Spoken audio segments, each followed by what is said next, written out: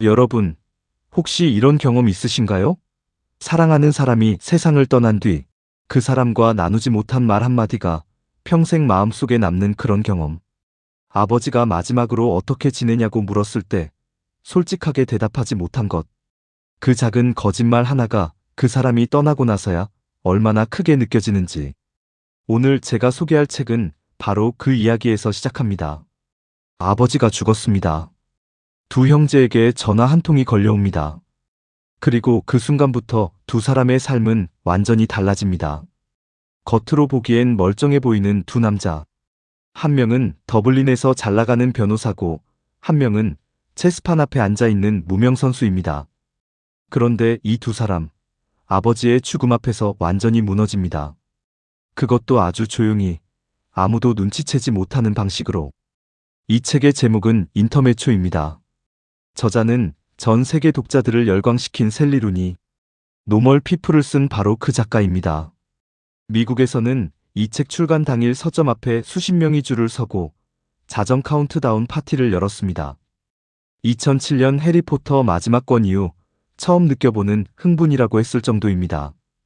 도대체 이 책에 무엇이 있길래 전 세계 사람들이 이렇게까지 반응한 걸까요? 일단 제목부터 살펴보겠습니다. 인터메초. 생소하게 들리실 수 있는데요. 이 단어는 두 가지 뜻을 가지고 있습니다. 음악에서는 간주곡, 막간극을 뜻합니다. 두 악장 사이에 잠깐 흐르는 음악이죠. 그리고 체스에서는 예상치 못한 한 수, 상대방이 전혀 예측하지 못한 순간에 던지는 결정적인 움직임을 뜻합니다. 이 두 가지 의미가 소설 전체를 관통합니다. 아버지의 죽음이 두 형제의 삶에 끼어든 방식이 정확히 그렇습니다. 예상하지 못한 순간에 찾아온 삶의 막간. 형 피터는 변호사입니다. 보기에는 완벽한 삶처럼 보입니다. 좋은 직업, 사회적 지위, 아무도 그의 내면을 의심하지 않습니다. 그런데 이 사람, 생각이 늘 시끄럽습니다. 소설 속에서 피터는 이렇게 생각합니다. 생각은 거의 늘 시끄럽게 덜거덕거리고 고요해지면 무서울 만큼 불행하다고. 그는 헤어진 연인 실비아와 친구라는 이름으로 계속 만나고 있습니다. 진짜 친구인지 놓지 못하는 집착인지 그 자신도 모릅니다. 동시에 나옴이라는 또 다른 여성이 그의 삶에 있습니다. 규정할 수 없는 관계, 이름 붙일 수 없는 감정. 피터는 살아가는 내내 자기 자신에게 솔직하지 못합니다. 아버지에게도 마찬가지였죠. 아버지가 살아계실 때 나오미에 대해 말하지 않았습니다. 이제는 말할 수도 없습니다. 그 말하지 않음이 후회로 남습니다. 누구를 위한 후회인지조차 모른 채로. 동생 아이번은 형과는 완전히 다릅니다. 체스 선수입니다. 지지부진한 실력에 주목받지 못하는, 세상으로부터 스스로 거리를 두며 살아온 사람입니다. 냉소적이고 날카롭고 쉽게 어울리지 않습니다. 그런 아이번이 우연히 한 여성을 만납니다. 마거릿.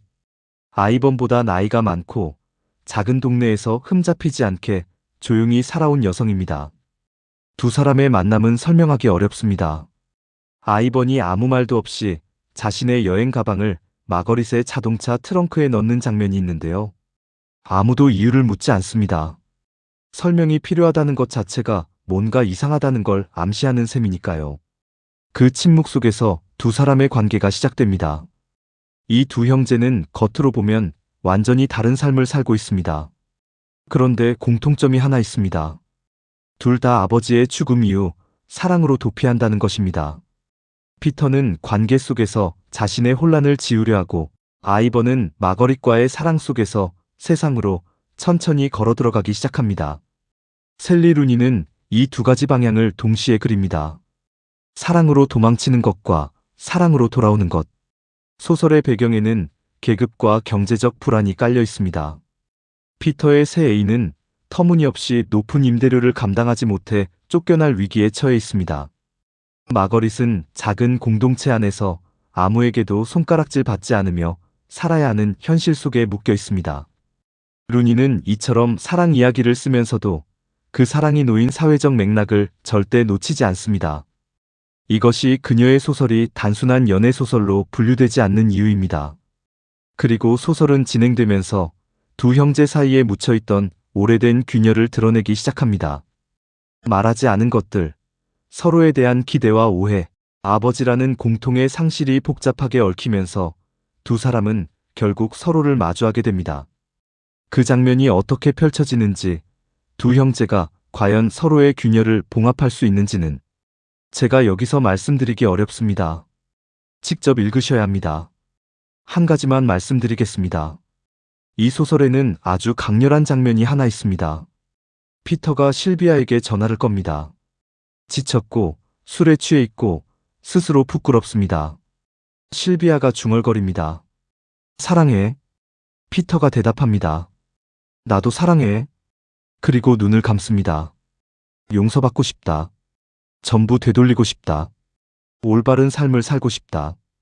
이 짧은 문장들이 페이지를 넘기는 손을 멈추게 만듭니다. 이 사람이 원하는 올바른 삶이란 무엇일까요? 그리고 그게 정말로 가능하기는 한 걸까요? 여기서 한 가지 질문을 드리고 싶습니다. 셀리 루니는 이 소설을 통해 무엇을 말하고 싶었던 걸까요? 단순히 슬픔에 관한 이야기일까요?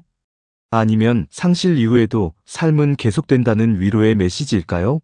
저는 그 어느 쪽도 아니라고 생각합니다.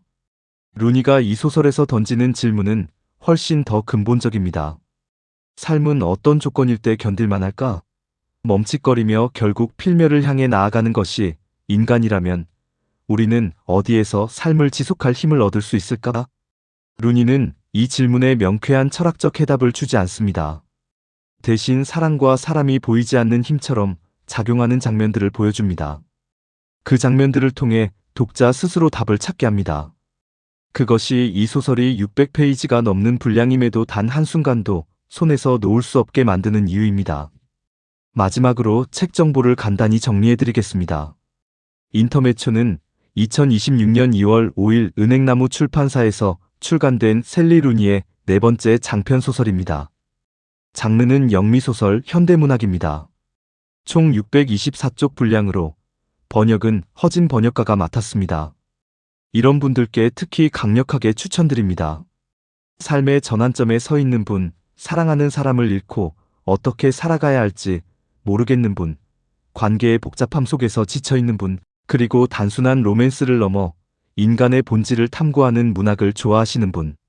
뉴욕타임스, 가디언, 타임 등 세계 20개 매체가 올해의 책으로 선정했고 버락 오바마도 추천한 책입니다. 지금 서점에서 만나실 수 있습니다. 오늘 영상이 도움이 되셨다면 구독과 좋아요 부탁드립니다. 여러분의 구독 하나가 이런 콘텐츠를 계속 만들 수 있는 힘이 됩니다. 그리고 댓글로 여러분은 삶이 멈추는 것 같은 순간에 무엇을 붙잡으셨는지 꼭 이야기해주세요. 여러분의 이야기가 저에게도 이 영상을 보는 다른 분들에게도 큰 위로가 됩니다. 다음 영상에서 또 좋은 책으로 찾아오겠습니다. 감사합니다.